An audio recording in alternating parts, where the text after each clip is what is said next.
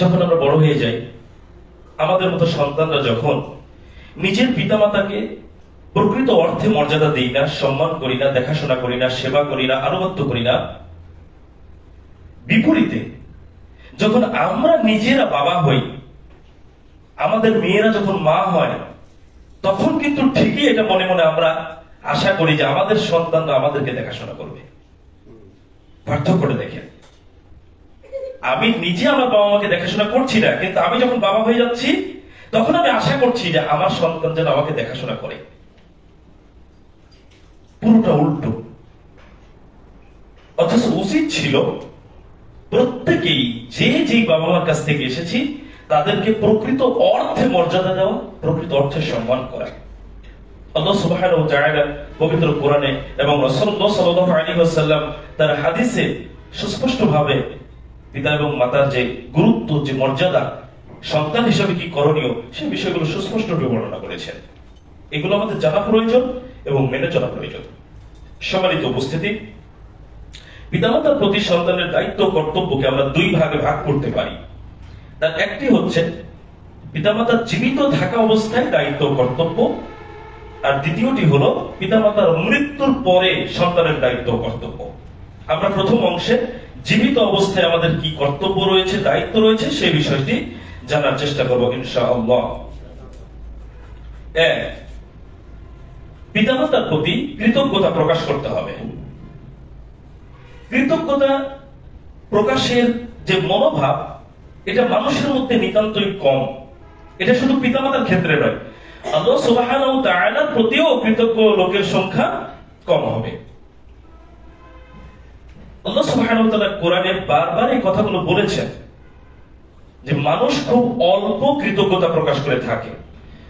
এটা শয়তানের প্ররোচনায় পড়ে, শয়তানের ওয়াসওয়াসায় পড়ে মানুষ মূলত আল্লাহ সুবহানাহু ওয়া তাআলার প্রতি কৃতজ্ঞ হওয়া থেকে বিমুখ হয়ে যায়।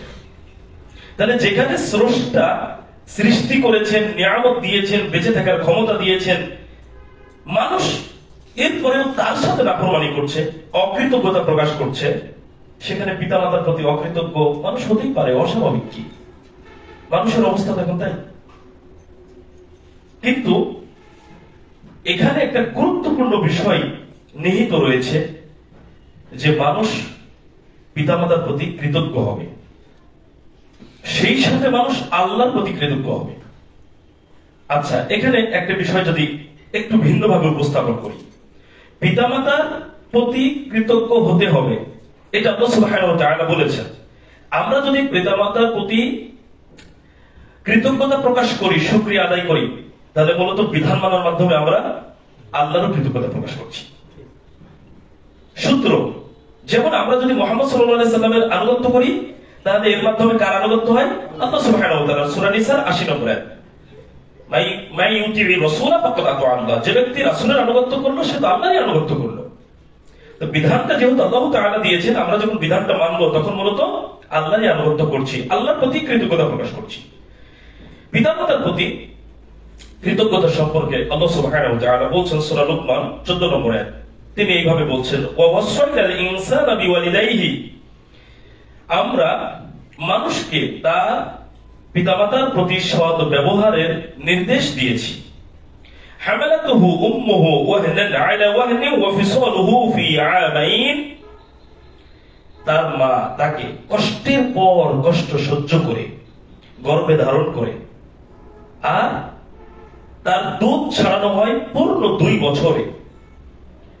আনিশকুরলি ওয়ালি ওয়ালিদাইকা। আমার প্রতি ও তোমার পিতামাতার প্রতি কৃতজ্ঞ হও, কৃতজ্ঞতা প্রকাশ করো। দেখুন, পিতামাতার সাথে সদ্ব্যবহার কেন করতে হবে? মায়ের যে কষ্ট সন্তান ধারণের ব্যাপারে আল্লাহ সুবহানাহু ওয়া তাআলা সেটাকে আলাদা করে উল্লেখ করলেন, করার পরে বলছেন যে তোমরা আমার প্রতি কৃতজ্ঞতা প্রকাশ করো আর তোমার পিতামাতার প্রতি কৃতজ্ঞতা প্রকাশ করো। দেখুন, আল্লাহ সুবহানাহু ওয়া তাআলা নিজের কৃতজ্ঞতার পাশাপাশি পিতামাতার কৃতজ্ঞতা প্রকাশের ব্যাপারে আমাদেরকে নির্দেশ দিলেন। এতেই বোঝা যায় যে পিতামাতার প্রতি কৃতজ্ঞতা প্রকাশ করা মানুষ হিসাবে কতটা গুরুত্বপূর্ণ বিষয়, সন্তান হিসাবে কতটা গুরুত্ব বহন করে। আর এখানে আরেকটু গুরুত্ব রয়েছে, পিতামাতা যেমন মানুষ, আমাদের আশেপাশে যারা আছে তারাও মানুষ। মানুষ হিসেবে মানুষের প্রতি যদি কেউ কোনো সাহায্য সহযোগিতা করে, মানুষ হিসেবে মানুষকে যদি কোনো ব্যাপারে, কোনো না কোনো ক্ষেত্রে, কোনো ব্যাপারে, অর্থনৈতিক হতে পারে, অসুস্থতা হতে পারে, দুনিয়াবি কোনো বিপদ আপদ হতে পারে, যতটুকু কেউ কারো কাছ থেকে একটু সাহায্য সহায়তা পেয়েছি, হেল্প পেয়েছি, মানুষের কর্তব্য ওই ব্যাপারে ওই মানুষের প্রতি কৃতজ্ঞতা প্রকাশ করা। একজন মানুষ হয়ে যদি আরেকজন মানুষের সাথে এটার গুরুত্ব থাকে, তাহলে পিতামাতা হিসাবে সন্তানের কৃতজ্ঞতা পাওয়ার হকদার কতটা বেশি হতে পারে। এটা আমরা খুব সহজ উপলব্ধি করতে পারবো। দেখুন, একটা হাদিস পেশ করি এখানে, সূরা আবু দাউদ শিষ্টাচার অধ্যায় 4811 নম্বর হাদিস। রাসূলুল্লাহ সাল্লাল্লাহু আলাইহি ওয়াসাল্লাম বলেন, লা ইয়াশকুরুল্লাহ মান লা ইয়াশকুরুন নাস। যে মানুষের প্রতি কৃতজ্ঞতা প্রকাশ করে না, সে আল্লাহর প্রতিও কৃতজ্ঞতা প্রকাশ করে না।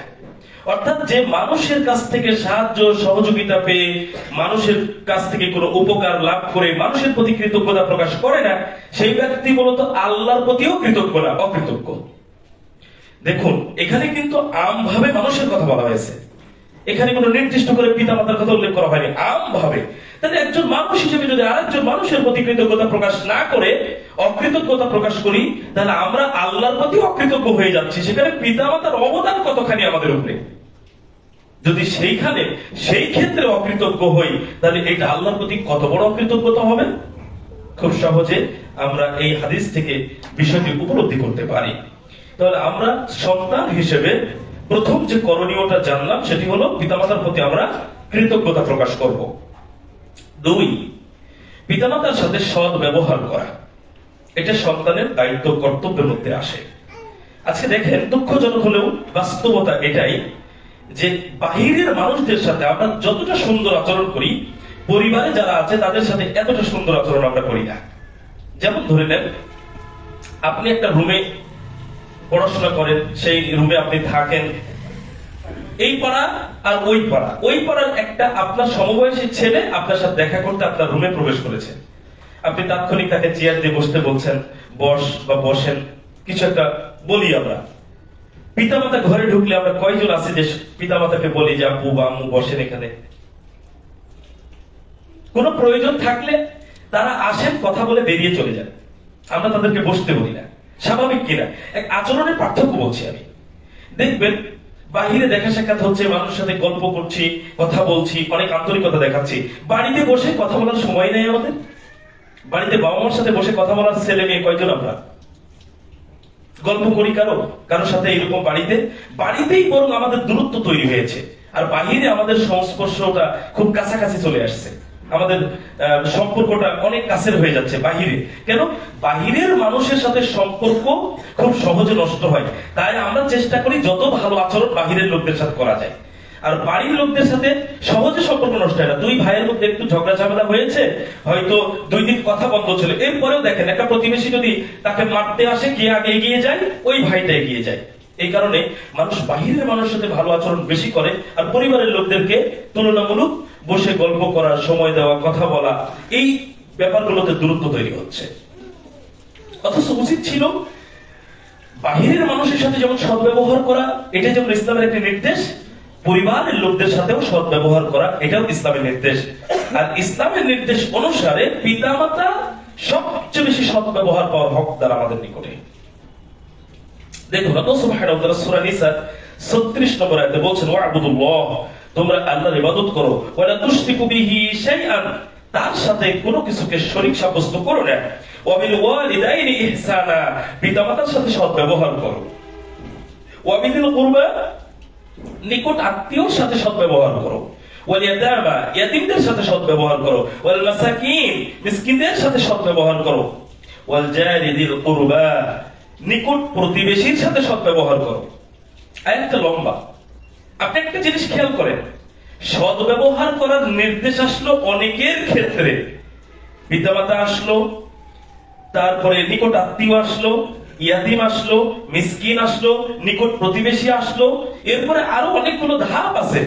কিন্তু সদ্ব্যবহার আল্লাহর ইবাদতের নির্দেশ দিয়ে শিরক থেকে বিরত থাকার কথা বলে পরবর্তী যে নির্দেশ সদ্ব্যবহারের, এতগুলো ক্যাটাগরি আসলো, ইয়াতীম, মিসকিন, নিকট প্রতিবেশী, নিকট আত্মীয়, কোনটাই আল্লাহ সুবহানাহু ওয়া তাআলা সদ্ব্যবহারের ব্যাপারে আগে আনলেন না। কাকে আনলেন আগে? পিতামাতাকে। পিতামাতার সাথে সদ্ব্যবহার করো, প্রথমেই এটা আসলো। তারপরে ইয়াতীম, মিসকিন, পরবর্তী ধাপগুলো আসলো। তাহলে আপনি একটু ভেবে দেখেন যে পিতামাতার সাথে সদ্ব্যবহারটা মানুষের জন্য কতটা গুরুত্বপূর্ণ। আবার ক্ষেত্র বিশেষে দেখা যাচ্ছে বাকিগুলোতে আমরা বেশি আগ্রহী, আর যেটাকে বেশি গুরুত্ব দেওয়া হয়েছে সেই বিষয়ে আমরা অনীহা প্রকাশ করছি বা অলসতা ধরে গেছে আমাদের। দেখুন, আল্লাহ সুবহানাহু ওয়া তাআলা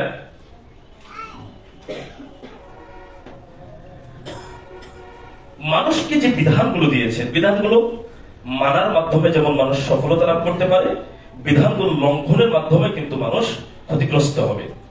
আর ক্ষতিগ্রস্ত লাভবান হওয়ার বিষয়ে অনেক সূক্ষ্ম সূক্ষ্ম বিষয় আছে।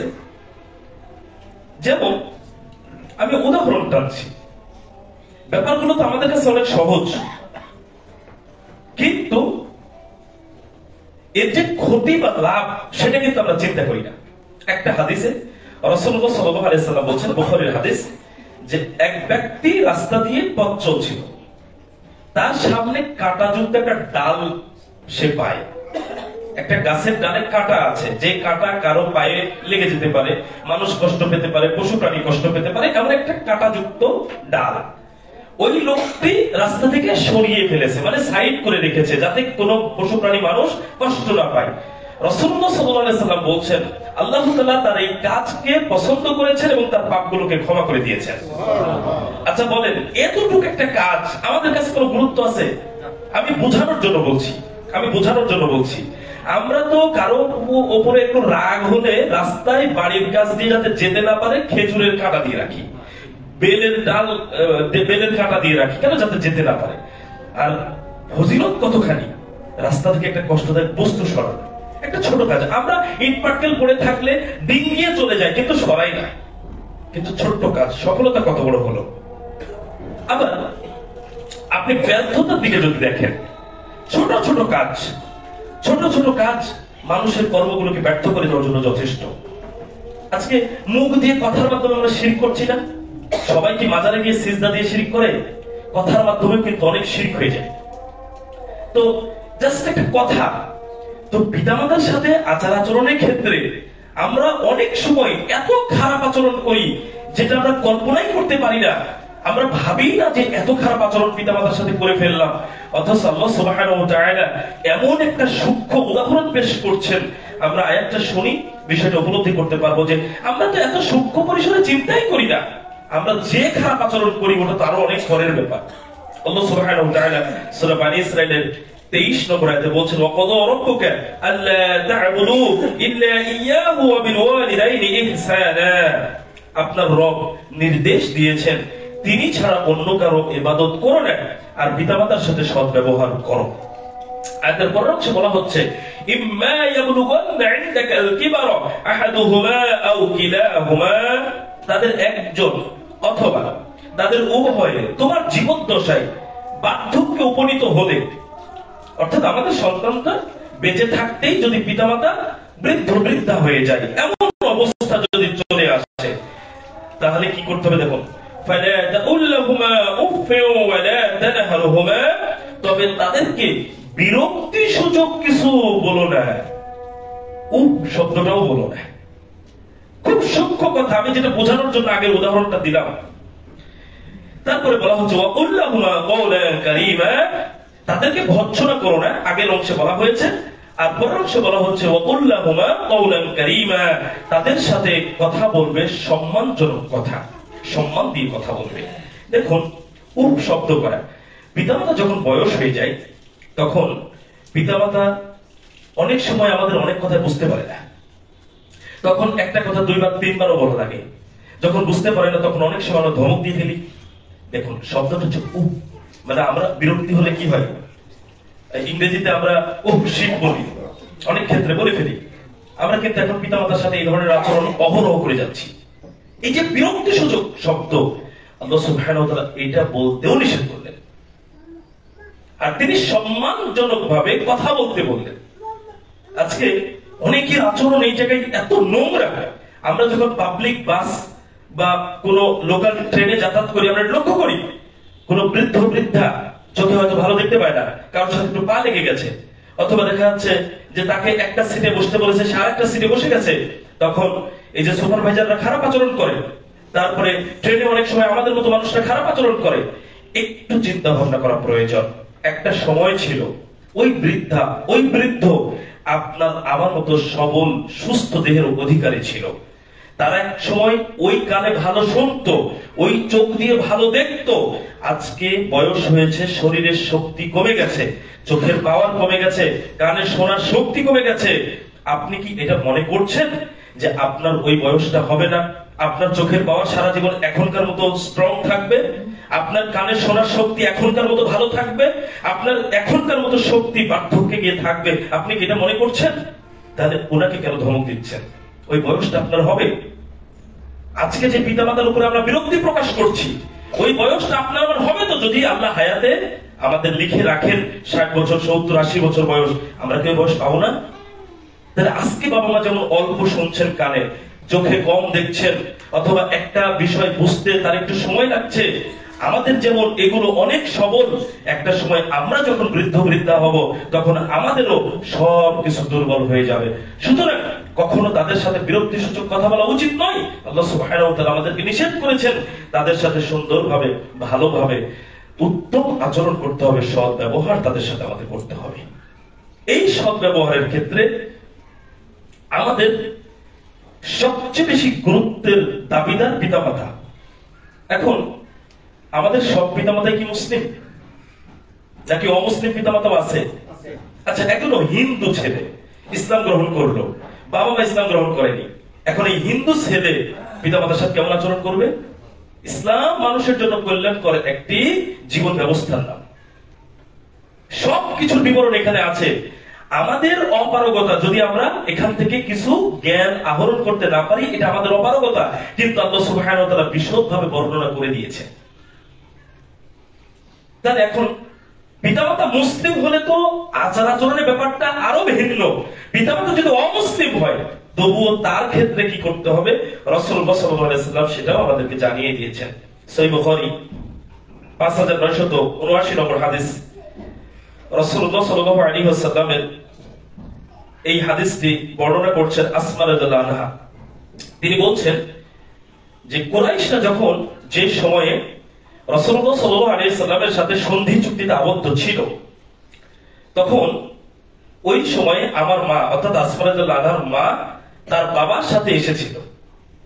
আসমা রাদিয়াল্লাহু আনহা রাসূলুল্লাহ সাল্লাল্লাহু আলাইহি ওয়াসাল্লামকে বললেন যে আমার মা এসেছেন, তবে তিনি অমুসলিম। আমার মা এসেছেন, তবে তিনি অমুসলিম। আমি কি তার সাথে উত্তম আচরণ করব, সদ্ব্যবহার করব? রাসূলুল্লাহ সাল্লাল্লাহু আলাইহি ওয়াসাল্লাম বললেন, তুমি তোমার মার সাথে উত্তম আচরণ করো। আপনি একটা জিনিস চিন্তা করেন, মা অমুসলিম, আর সেই সময়ের অমুসলিম মানেই তো কিছু শিরক কুফরি আছে, শিরকের কাজে তারা অতপ্রতভাবে জড়িত ছিল সেই সময়। তাহলে একজন মা মুশরিক, সে কাফির, অমুসলিম, মেয়ে মুসলিম, শুধু মুসলিম নয়, সাহাবী। এটা বুঝতে হবে। তাকে রাসূলুল্লাহ সাল্লাল্লাহু আলাইহি ওয়াসাল্লাম এই নির্দেশ দিচ্ছেন তার মা অমুসলিম হওয়ার পরেও, যে তুমি তার সাথে উত্তম আচরণ করো। তাহলে পিতামাতার সাথে উত্তম আচরণ করা, ভালো ব্যবহার করা কতটা জরুরি, এই হাদিস থেকে তা আমরা সহজেই অনুমান করতে পারি। দেখুন, সংসারে পিতা এবং মাতা দুইজনেরই অবদান রয়েছে, তবে ক্ষেত্র বিশেষে মর্যাদার জায়গায় কোন কোন জায়গায় পিতা এগিয়ে, কোন কোন জায়গায় মাতা এগিয়ে। ঠিক এমনই একটা হাদিস যেটা সহিহ বুখারী 5971 নম্বর হাদিসে এসেছে, যে এক ব্যক্তি রাসূলুল্লাহ সাল্লাল্লাহু আলাইহি ওয়াসাল্লামকে বলছিল এইভাবে, মানে আহাক্কু বিহুসনি সাহাবাতি, আমার পক্ষ থেকে উত্তম আচরণ পাওয়ার অধিক হকদার কে? রাসূলুল্লাহ সাল্লাল্লাহু আলাইহি ওয়াসাল্লাম উত্তরে তিনবার, অর্থাৎ একবার বলেছেন তোমার মা, তারপরে আবারও প্রশ্ন করছে তারপরে কে, তোমার মা, এইভাবে তিনবার মায়ের কথা উল্লেখ করেছেন রাসূলুল্লাহ সাল্লাল্লাহু আলাইহি ওয়াসাল্লাম। আর চতুর্থবারে এসে বলেছেন আবুকা, চতুর্থবারে বলেছেন তোমার পিতা। মাকে মর্যাদায় এইখানে গুরুত্ব দেওয়া হয়েছে। তাহলে পিতার কি কোনো মর্যাদা নেই? অবশ্যই পিতার মর্যাদা আছে। ওই যে কথাটি বললাম যে কোথাও পিতাকে এগিয়ে দেওয়া হয়েছে, কোথাও মাতাকে এগিয়ে দেওয়া হয়েছে, কিন্তু মর্যাদার জায়গায় গড় দুইজনেই সমান আমাদের কাছে। তাহলে আমাদের কর্তব্য হবে পিতামাতার সাথে সৎ ব্যবহার করা। দেখুন, আল্লাহর নিকটে অধিক প্রিয় কিছু কাজ আছে। একটা হলো প্রিয়, আর একটা অধিক প্রিয়। আমরা খাবার খাই, আমরা গোশত, পোলাও কেউ খুব বেশি পছন্দ করি, কেউ তেহেরি বিরিয়ানি পছন্দ করি, কিন্তু আমরা অনেক ধরনেরই খাবার খাই। একটার চাইতে আরেকটা কি আমাদের কাছে প্রিয় হয় না? স্বাভাবিক, অনেক কিছুই আছে মানুষের মধ্যে, একটার চাইতে আরেকটা একটু বেশি প্রিয়। আল্লাহ সুবহানাহু ওয়া তাআলা সমস্ত আমলকারী প্রিয়, যদি সেটা রাসূল সাল্লাল্লাহু আলাইহি ওয়াসাল্লামের পদ্ধতিতে হয়ে থাকে, কিন্তু এর মধ্যেও গুরুত্বের বিচারে কিছু কিছু ইবাদতকে রাসূলুল্লাহ সাল্লাল্লাহু আলাইহি ওয়াসাল্লাম আলাদা করে উল্লেখ করেছেন যে এই ইবাদতগুলো আল্লাহর নিকটে অধিক প্রিয়। তার মধ্যে একটা হাদিস, সহিহ বুখারী 527 নম্বর হাদিস, রাসূলুল্লাহ সাল্লাল্লাহু আলাইহি ওয়াসাল্লাম বলছেন আল্লাহর নিকট অধিক প্রিয় যে কয়টি কাজের কথা এখানে হাদিসে এসেছে, তার মধ্যে একটি হলো বিররুল ওয়ালিদাইন, পিতামাতার সাথে সৎ ব্যবহার করা আল্লাহর নিকটে অধিক প্রিয় একটি আমল। আল্লাহর অধিক প্রিয় যে আমলটি, সেই আমলটি যদি আমরা করতে পারি, তাহলে আমরাও আল্লাহর নিকটে প্রিয় বান্দা হতে পারবো। আর যদি আমরা পিতামাতার সাথে খারাপ আচরণ করি, অসৎ ব্যবহার করি, তাহলে অবশ্যই আমরা ফজিলত থেকে তো বঞ্চিত হবই, বরং আমরা ধ্বংস হয়ে যাব। সুতরাং দ্বিতীয় পয়েন্টে আমরা জানতে পারলাম পিতামাতার সাথে আমাদের সৎ ব্যবহার করতে হবে, কোনো ব্যবহারে যেন আমরা বিরক্ত না হই সন্তান হিসেবে, সেই দিকটা আমাদের সজাগ দৃষ্টি রাখতে হবে। সম্মানিত উপস্থিতি, 3, পিতামাতাকে সন্তুষ্ট রাখা। আগের পয়েন্টগুলোকে খুব সহজে মিলানো যাবে এই পয়েন্টের সাথে। কোন মানুষকে যদি সন্তুষ্ট করতে চাই, খারাপ আচরণ দিয়ে কি কখনো সম্ভব? তাহলে ভালো আচরণ দিয়েই এটা সম্ভব যে আমরা পিতামাতাকে সন্তুষ্ট রাখতে পারবো। তাহলে পিতামাতাকে সন্তুষ্ট রাখতে হলে যেই ধরনের আচরণ করা প্রয়োজন, যা করলে তারা আমাদের উপরে সন্তুষ্ট থাকবে, সেই ধরনের আচরণ আমাদেরকে করতে হবে। দেখুন, পিতামাতার সন্তুষ্টির উপরে নির্ভর করছে আল্লাহর সন্তুষ্টি অর্জন। আমরা যেটাই করি না কেন, সন্তুষ্টি এইখানে অর্জিত হলে আল্লাহ সুবহানাহু ওয়া তাআলার সন্তুষ্টি অর্জন করা সম্ভব হবে। সূরা তিরমিজি 1899 নম্বর হাদিসে রাসূলুল্লাহ সাল্লাল্লাহু আলাইহি ওয়াসাল্লাম বলছেন, রিদুর রাব্বি ফি রিদুল ওয়ালিদি ওয়া সাখাতুর রাব্বি ফি সাখাতিল ওয়ালিদি। পিতার সন্তুষ্টিতে আল্লাহর সন্তুষ্টি রয়েছে, আর পিতার অসন্তুষ্টিতে আল্লাহর অসন্তুষ্টি রয়েছে, রাসূলুল্লাহ সাল্লাল্লাহু আলাইহি ওয়াসাল্লাম বলছেন। তাহলে আমরা যদি পিতাকে সন্তুষ্ট করতে পারি, আমাদের চলাফেরা, আচার ব্যবহার, দেখাশোনা, খেদমত, সবকিছুর মাধ্যমে যদি পিতামাতাকে সন্তুষ্ট রাখতে পারি, তাহলে মূলত এর মাধ্যমে আমরা আল্লাহর সন্তুষ্টি অর্জন করতে পারবো। আর যদি আমরা পিতামাতাকে অসন্তুষ্ট করে ফেলি আমাদের আচার ব্যবহার, চলাফেরা দিয়ে, তাহলে আল্লাহ সুবহানাহু ওয়া তাআলা স্বয়ং নিজেই আমাদের উপরে অসন্তুষ্ট হয়ে যাবে। বাঁচার কোনো পথ থাকবে না, বাঁচানোর কেউ থাকবে না। তাহলে পিতামাতাকে কষ্ট দিয়ে, খারাপ আচরণ করে কখনো আমরা তাদের সন্তুষ্টি অর্জন করতে পারবো না। এটা কেবল সম্ভব ভালো ব্যবহার, দেখাশোনা, সেবার মাধ্যমে। আল্লাহ সুবহানাহু ওয়া তাআলা আমাদেরকে কবুল করুন, আল্লাহুম্মা আমিন। 4, পিতামাতার অবাধ্য না হয়ে আনুগত্য করা। পিতামাতার আনুগত্য করা। দেখুন, পাপ হলো 2 ভাগে বিভক্ত, একটা হলো বড় পাপ, একটা ছোট পাপ। বড় পাপের সংখ্যা নিয়ে মতবিরোধ আছে, তবে কিছু কিছু হাদিসে কোথাও 3টা, কোথাও 7টা এইভাবে বর্ণিত হয়েছে। তবে সবগুলো বড় পাপকে উল্লেখ করে সংখ্যা নির্ধারণে মতবিরোধ তৈরি হয়েছে। সর্বোচ্চ কেউ 1000 বলেছেন, কেউ 700 বড় পাপ আছে বলেছেন, কেউ 100 বলেছেন, এইভাবে উল্লেখ করেছেন। এই যে কাবীরা গুনাহ, বড় পাপ, এই বড় পাপের একটা পাপ হলো পিতামাতার অবাধ্য চলা, পিতামাতার আনুগত্য না করা, পিতামাতার নাফরমানি করা, পিতামাতার কথা না শোনা। এটা হলো বড় পাপের অন্তর্ভুক্ত একটি পাপ। রাসূলুল্লাহ সাল্লাল্লাহু আলাইহি ওয়াসাল্লাম বলেছেন, সহিহ বুখারী 5976 নম্বর হাদিস, তিনি বড় পাপ সমূহের অন্তর্ভুক্ত তিনটি পাপ একই হাদিসে উল্লেখ করছেন। তার একটি পাপ হচ্ছে ওয়াকুল ওয়ালিদাইন, পিতামাতার অবাধ্য চলা, পিতামাতার নাফরমানি করা, পিতামাতার কথা মেনে না চলা, এটা হচ্ছে কাবীরা গুনাহের অন্তর্ভুক্ত একটি গুনাহ। আবার দেখুন, আনুগত্যের জায়গাটা খুবই গুরুত্বপূর্ণ। আমাদের আসলে উচিত ছিল ইসমাঈল আলাইহিস সালামের মতো আনুগত্যশীল হওয়া। আপনি কল্পনা করতে পারেন, আমরা কি এটা ভাবতে পারি? বাবা স্বপ্নে দেখেছেন সন্তানকে জবাই করছেন, আর আমরা মত দিয়ে দিব? সম্ভব এটা? মত দেওয়া মানে কি? মত দেওয়া মানে আমাকে তিনি ওই কাজটাই তো করবেন। একটা স্বপ্নে ঘটা আর একটা বাস্তবে করা, এটা কি এক বিষয়? অথচ যখন ব্যাপারটি প্রকাশিত হয়েছে সূরা সফফাতের 102 নম্বর আয়াতে, যেভাবে আল্লাহ সুবহানাহু ওয়া তাআলা বর্ণনা করেছেন, সেখানে কি বলছেন? ও আলে, সে বলল, অর্থাৎ ইসমাঈল আলাইহিস সালাতু ওয়াস সালাম বললেন, ইয়া আবাতি ইফআল মা তুমার, হে আমার পিতা, আপনাকে যা আদেশ করা হয়েছে আপনি তাই করুন। ইয়া আবাতি ইফআল মা তুমার, আপনাকে যা আদেশ করা হয়েছে, নির্দেশ দেওয়া হয়েছে, আপনি সেটাই করুন। ইসমাঈল আলাইহিস সালাম কি এটা বুঝতেন না যে আমার বাবা স্বপ্নে দেখেছেন আমাকে জবাই করছেন, মানে আমি যদি ওইটা করতে বলি আমাকে কি করা হবে? এটা কি ইসমাঈল আলাইহিস সালাম বুঝেননি? বুঝেছেন, কিন্তু বাবা তার মর্যাদা, তার আনুগত্যের জায়গায় তিনি নিজেকে সঁপে দিয়েছেন। আয়াতের পরের অংশে কি বলা হচ্ছে? সাতাজিদুনি ইনশাআল্লাহু মিনাস সাবিরিন, আপনি আমাকে। আরেকটা প্রমাণ রয়েছে ইসমাঈল আলাইহিস সালামের, বাবার এক কথাই যে স্ত্রী আল্লাহর প্রতি কৃতজ্ঞতা প্রকাশ করেনি, শুকরিয়া আদায় করেনি, ওই স্ত্রীকে তালাক দিয়ে দিয়েছিলেন। আজকে আমরা সাধারণ কথাই তো মানতে চাই না, এত জটিল বিষয় তো অনেক দূরে, অনেক পরে। এইরকম সন্তান হওয়া উচিত আমাদের। সম্মানিত উপস্থিতি, কথা হলো, সর্বক্ষেত্রে কি পিতামাতার কথা শুনতে হবে? একটা প্রশ্ন উত্তর তো দরকার আছে এখানে। পিতামাতা যা বলছে তাই শুনবো, আমরা তাই মানবো? এই ক্ষেত্রে কি করণীয়? শিরক করতে বলছে, বিদআত করতে বললো, একটা জেনা করতে বললো, একটা সুদের কারবারের সাথে জড়িত হতে বললো, কাউকে ঠকাতে বললো, এগুলো কি পাপ না নেকির কাজ? তাহলে এই সব কাজেও কি আনুগত্য করবো? দেখুন, এই ব্যাপারে আল্লাহ সুবহানাহু ওয়া তাআলা সূরা লুকমানের 15 নম্বর আয়াতে বলেছেন, ওয়া ইন জাহাদাকা আলা আন তুশরিকা বি মা লাইসা লাকা বিহি ইলম, তোমার পিতামাতা যদি তোমাকে পীড়াপিড়ি করে, জোর জবরদস্তি করে আমার সাথে শিরক করার ব্যাপারে, আল্লাহর সাথে শিরক করার ব্যাপারে পিতামাতা যদি জোর জবরদস্তি করে, পীড়াপিড়ি করে, তাহলে কি করবে? ফালা তুতি'হুমা ওয়া সাহিবহুমা ফিদ দুনিয়া মা'রুফা,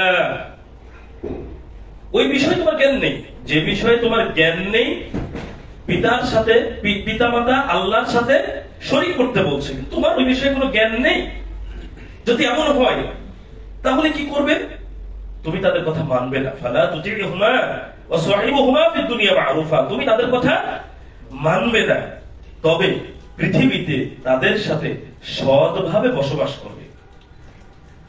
বোঝার বিষয় এখানে, একটা পাপ করতে বলছে, আনুগত্য করবো না, পাপটা করবো না, কিন্তু আচরণ খারাপ করে যাবে না, আচরণটা ভালোই থাকবে, তার সাথে উপরের যে সম্পর্কটা, স্বাভাবিক যে সম্পর্কটা, সেটা সৎভাবেই থাকবে, সৎ ব্যবহারই হবে, উত্তম আচরণই হবে। শুধু কি করব না? ওই আনুগত্যটুকু করব না যেটা পাপ করতে বলছে। পাপ করতে যদি না বলে, স্বাভাবিক যদি ভালো কোনো কিছু করতে বলে, একজন সন্তানের দায়িত্ব, কর্তব্য হচ্ছে পিতামাতা ওই কথার আনুগত্য করা, যদি সেখানে পাপের কোনো বিষয় না থাকে। আমরা আসলে মূল্যায়ন করতে পারি না।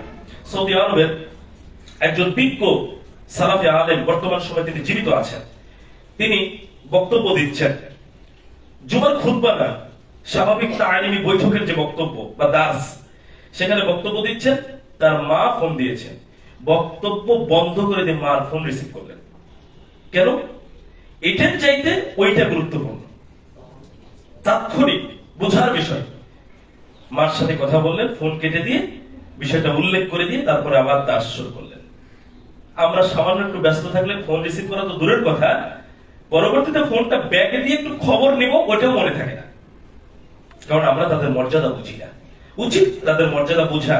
তাহলে এই পয়েন্টে আমরা যেটা বুঝলাম, পিতামাতার আনুগত্য করতে হবে ভালো কথাই, ভালো কাজে। যদি কোনো পাপ কাজের ব্যাপারে আমাদেরকে কিছু বলে, সেই ক্ষেত্রে আমরা আনুগত্য করব না, তবে খারাপ আচরণ করা যাবে না। 5, পিতামাতার সেবা করা। সন্তান আর পিতামাতার এখানে একটা বিরাট পার্থক্য। দেখুন, আমরা যে জায়গা থেকে লালিত পালিত হয়েছি, আমরা অসহায় ছিলাম, একদম অসহায়। নিজের পেশাব পায়খানা কখন কোথায় করে ফেলেছি এটা কিন্তু আমরা নিজেরাও বুঝতে পারিনি। হাতে লেগে গেছে, সেই হাত আমাদের শরীরের অন্য জায়গায় ঠেকেছে, পেশাব পায়খানা আমাদের শরীরে অন্য জায়গায় লেগে গেছে, আমরা বুঝতে পারিনি।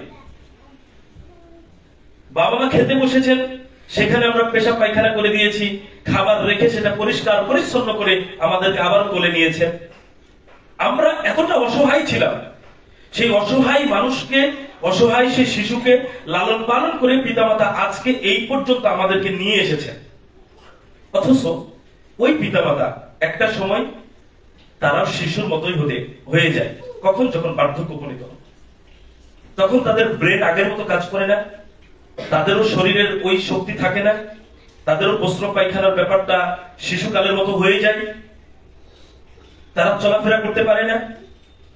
তা আমরা যেমন ছোটবেলায় পিতামাতার প্রতি মুখাপেক্ষী ছিলাম, যে তারা আমাদের প্রস্রাব পায়খানা পরিষ্কার পরিচ্ছন্ন না করলে আমাদের কোনো উপায় ছিল না, আমরা ওর মধ্যেই থেকে যেতাম, ঠিক তারাও একটা সময় সন্তানের উপরে নির্ভরশীল হয়ে যায়।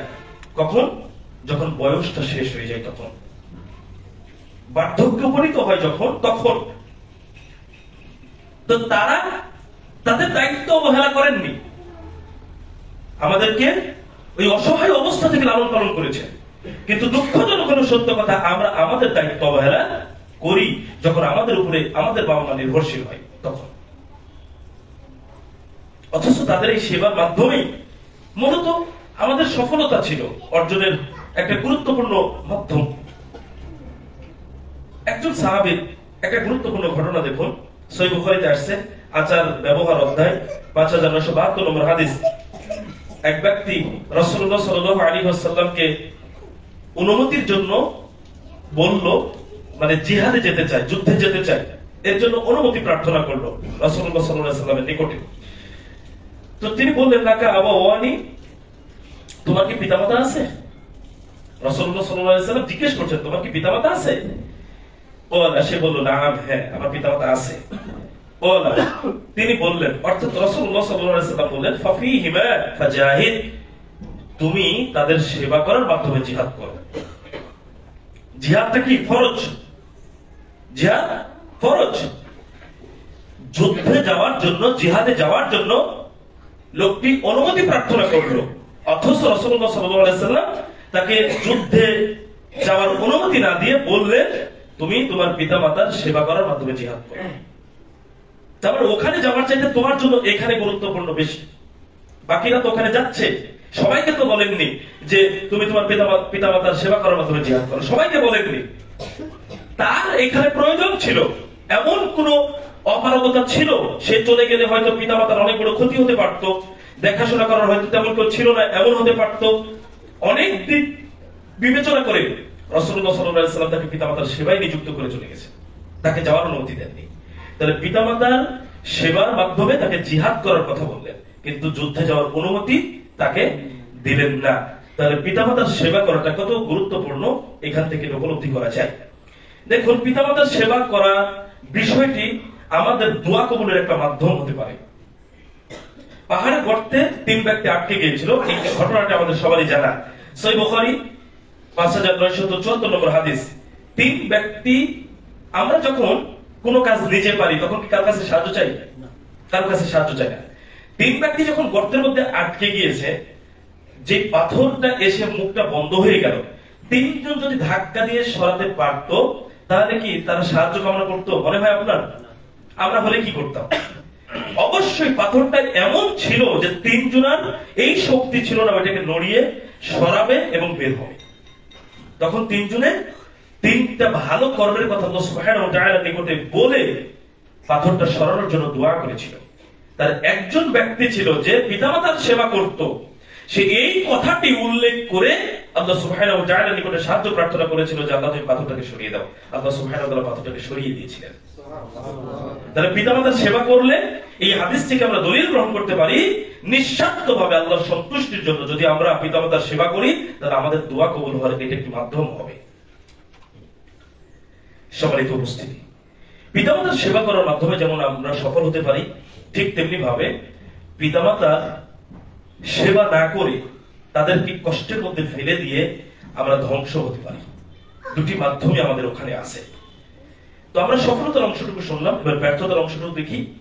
সহিহ মুসলিম 6404 নম্বর হাদিস, রাসূলুল্লাহ সাল্লাল্লাহু আলাইহি ওয়াসাল্লাম তিনবার একই বাক্য ব্যবহার করেছেন। তিনি বলছেন রগিমা আনফু, তার নাক ধুলি মলিন হোক, মানে সেই লোক ধ্বংস হোক। তিনবার একই কথা। এরপর হাদিসে বলা হচ্ছে ইয়া রাসূলুল্লাহ সাল্লাল্লাহু আলাইহি ওয়াসাল্লাম, বলা হলো এই ব্যক্তিটি কে যে ধ্বংস হোক বা যার নাক ধুলি মলিন হোক, কে সেই ব্যক্তি? রাসূলুল্লাহ সাল্লাল্লাহু আলাইহি ওয়াসাল্লাম বলেন মান আদরাকা আবাওয়াইহি ইনদাল কিবারি আহাদাহুমা আও কিলাইহিমা ফালাম ইয়াদখুলিল জান্নাহ, যে ব্যক্তি পিতামাতা উভয়কে অথবা তাদের একজনকে নিজের জীবদ্দশায় বার্ধক্যে উপনীত অবস্থায় পেয়েছে কিন্তু জান্নাতে প্রবেশ করতে পারেনি, এই ব্যক্তি ধ্বংস হোক। কথার অর্থ কি দাঁড়ালো?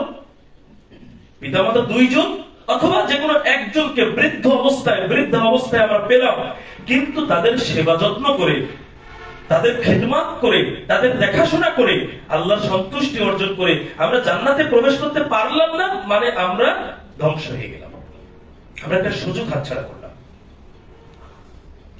রাসূলুল্লাহ সাল্লাল্লাহু আলাইহি ওয়াসাল্লাম মেম্বারে উঠে তিনবার আমিন বলার একটা ঘটনা আমরা জানি না? সেখানে একটা বিষয় কি ছিল? এই বিষয়টাই ছিল যে পিতামাতাকে বৃদ্ধ অবস্থায় পেল, বার্ধক্য উপনীত অবস্থায় পেল, কিন্তু সেবা যত্ন করে জান্নাতে প্রবেশ করতে পারলো না, জান্নাতে যেতে পারলো না, সে ধ্বংস। রাসূলুল্লাহ সাল্লাল্লাহু আলাইহি ওয়াসাল্লাম আমিন বলেছিলেন। তাহলে পিতামাতার সেবার মাধ্যমে আমরা যেমন সফলতা অর্জন করতে পারি, ঠিক তেমনি ভাবে তাদের সেবা না করে তাদেরকে কষ্টে নিপতিত করে বা কষ্টের মধ্যে ফেলে দিয়ে আমরা ব্যর্থ হয়ে যেতে পারি, ধ্বংস হয়ে যেতে পারি। সুতরাং এই ব্যাপারে আমাদের সচেতন হতে হবে। আজকে বড় দুঃখজনক ব্যাপার এটা যে আমরা দেখুন এখানে কেউ এমন আছেন না যে 5টা ভাই?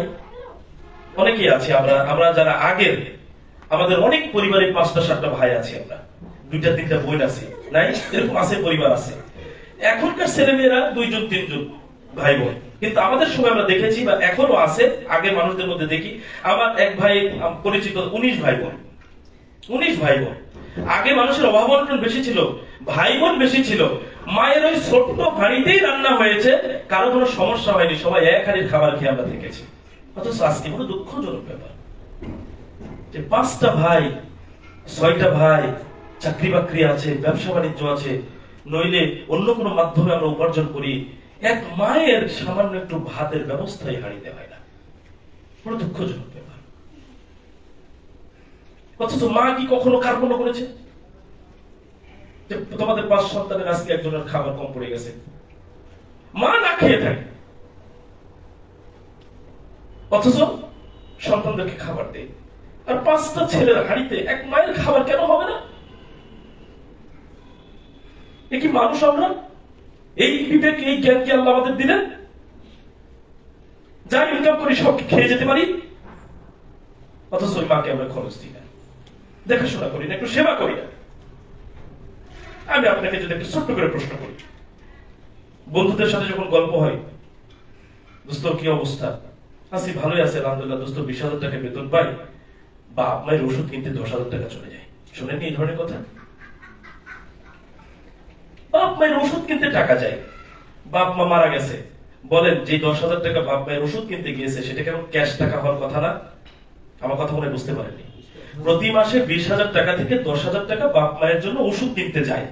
এই মাসে বাপ মা মরে গেল, তাহলে সামনের মাস থেকে কি ওই ওষুধের টাকাটা ক্যাশ টাকা হওয়ার কথা না? ওই 10,000 টাকা কি কোনোদিন দেখতে পায়? দেখেন, এটা বুঝে না অনেকে। ওই 10,000 টাকা খরচের জায়গা বের হয়, কিন্তু আমরা বুঝতে পারি না।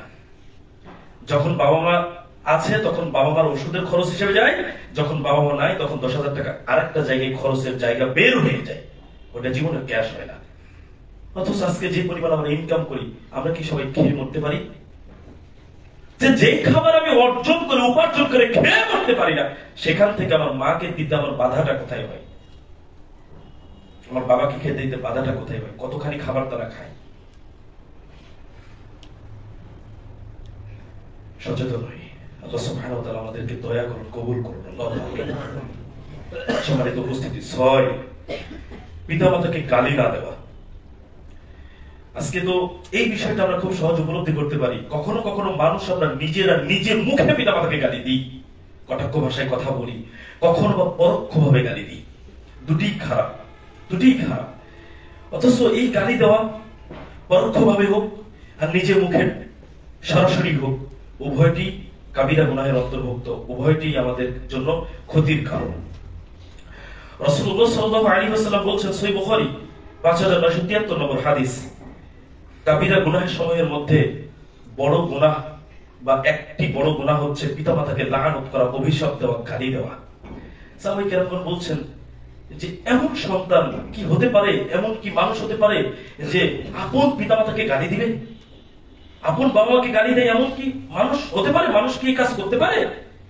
রাসূলুল্লাহ সাল্লাল্লাহু আলাইহি ওয়াসাল্লাম বলেছেন, ইয়াসুবুর রাজুলু আবার রাজুলি ফায়াসুবু আবাহু ওয়া ইয়াসুবু উম্মাহু। যেমন একজন ব্যক্তি আরেকজন ব্যক্তির বাবাকে গালি দিল, সে তখন উল্টে তার বাবাকে গালি দিল। একজন ব্যক্তি আরেকজনের মাকে গালি দিল, সে উল্টে তার মাকে গালি দিল, মানে সে নিজেই দিল।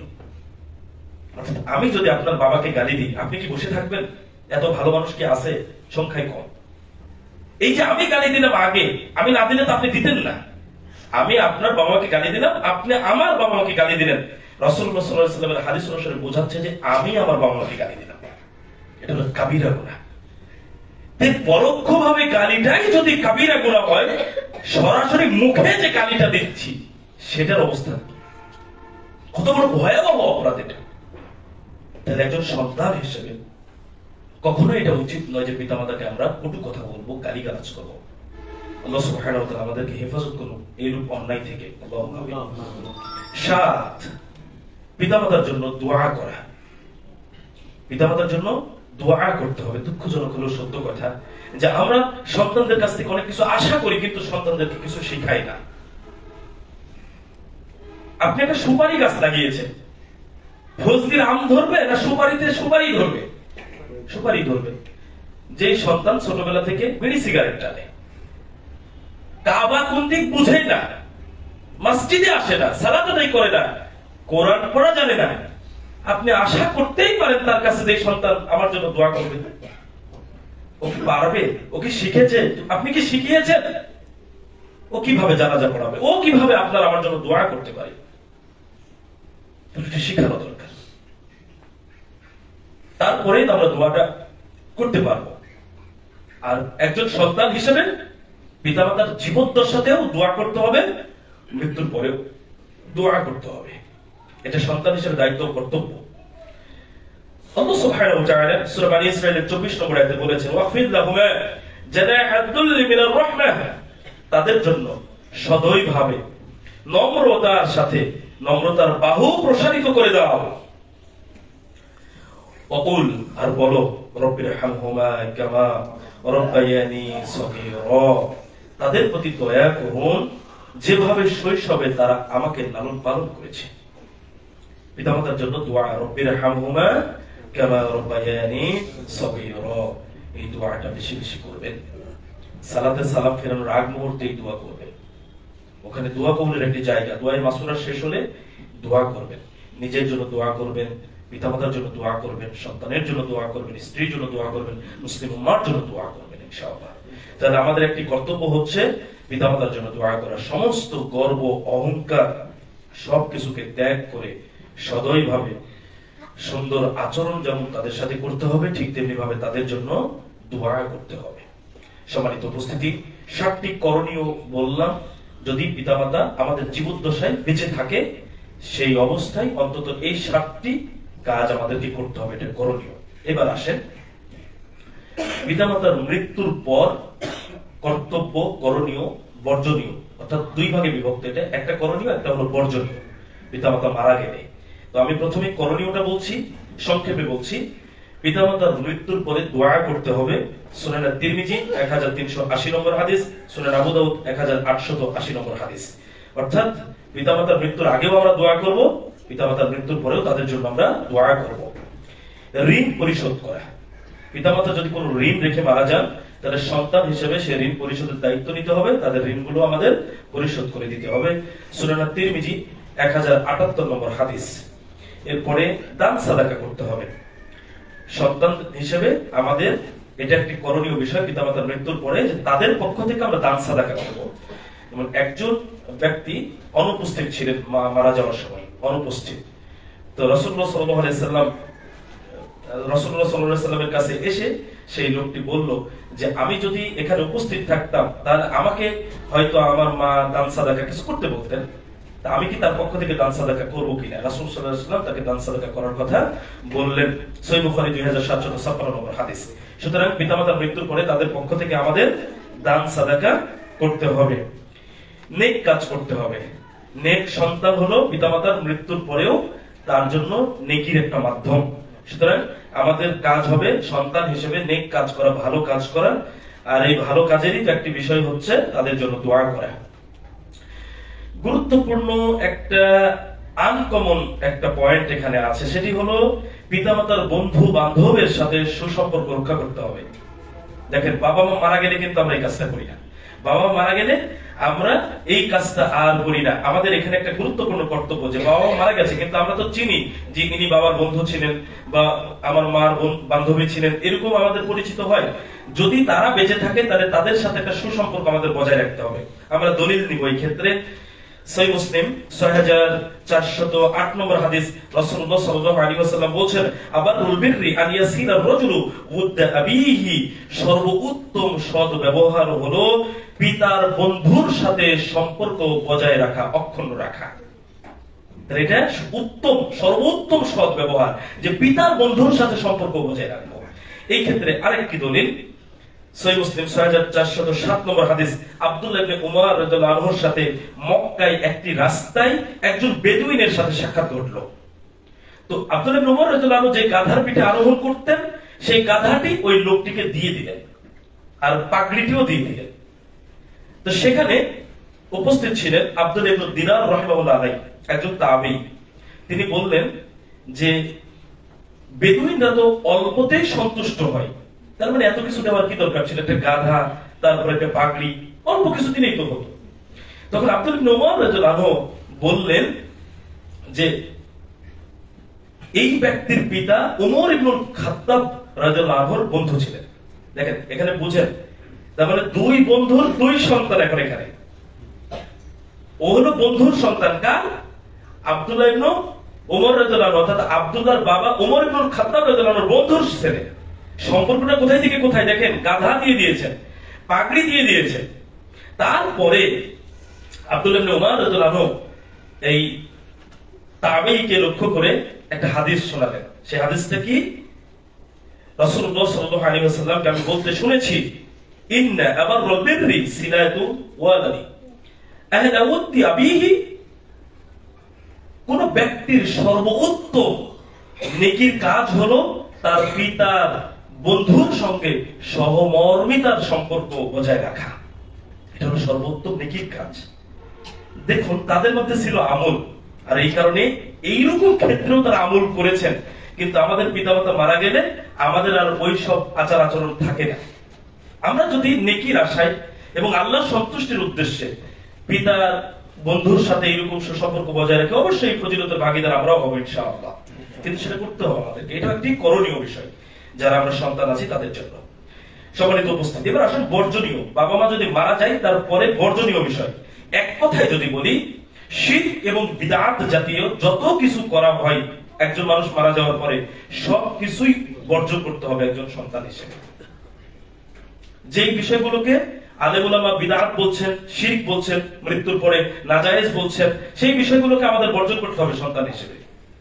অনেক বিষয় আমরা করি যা সমাজে প্রচলিত আছে, আজকে আমি আর এ বিষয়ে কথা বাড়াবো না। বিদআতের আলোচনায় গেলে ওই বিষয়গুলো অনেকটা উঠে আসতো, শিরকের আলোচনায় উঠে আসতো।